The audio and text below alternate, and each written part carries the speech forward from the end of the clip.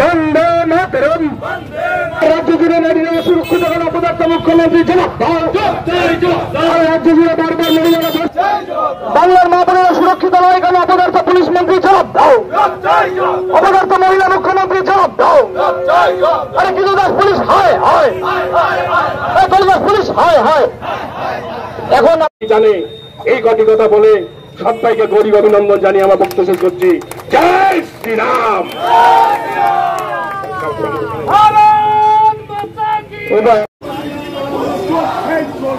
ছিলাম পুলিশ প্রশাসনের যে সমস্ত বন্ধুরা আছেন তারা সবাই তৃণমূল কংগ্রেসের এবং মাননীয়ার চটিটা চাটেন না। দু চারজন আছেন এরকম, তারাই শুধু চাটেন, কিন্তু তাদের ঘরেও মা বোনেরা আছে। আমরা তাদের সুরক্ষার কথাও বলবার জন্য এসেছিলাম, কিন্তু মাননীয় আইসি সাহেব সে কথা শুনবেন না, কারণ তিনি শুনতে পারেন না। তার উপরতলা থেকে নির্দেশ আছে যে বিজেপির প্রতিনিধি দলের কথা আর তাদের নির্বাচিত জনপ্রতিনিধিদের কথা যদি তিনি শুনেন তাহলে তার হয়তো এখানে আর থাকা হবে না, তাকে হয়তো আমাদেরকে দাঁড় করিয়ে রাখলেন।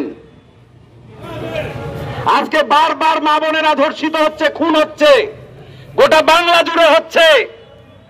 যদি পুলিশ প্রশাসনের সদিচ্ছা থাকতো, যদি মমতা বন্দ্যোপাধ্যায়ের সদিচ্ছা থাকতো, তারা ছাড় পেয়ে যাচ্ছে, তারা সমাজের বুকে দাপিয়ে বেড়াচ্ছে। আজকে এর জন্য দায়ী কারা? তাই পুলিশ ভারতীয় জনতা পার্টির পক্ষ থেকে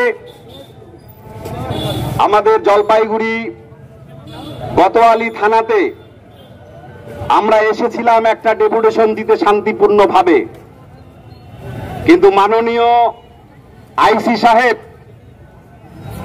তিনি আমাদের প্রবেশ করতে দিলেন না। এটা অত্যন্ত দুর্ভাগ্যের, অত্যন্ত হতাশার।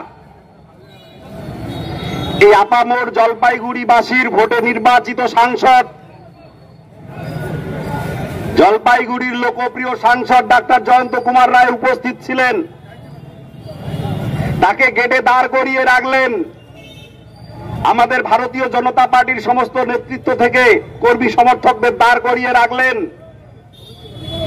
আমরা এসেছি প্রতিবাদ জানাতে, আমরা এসেছিলাম মা বোনের সুরক্ষার কথা বলতে, যে একটার পর একটা মা বোন এই মমতা বন্দ্যোপাধ্যায়ের সরকার 2011 সাল থেকে আসবার পরে থেকে পশ্চিমবঙ্গে অসুরক্ষিত আছে।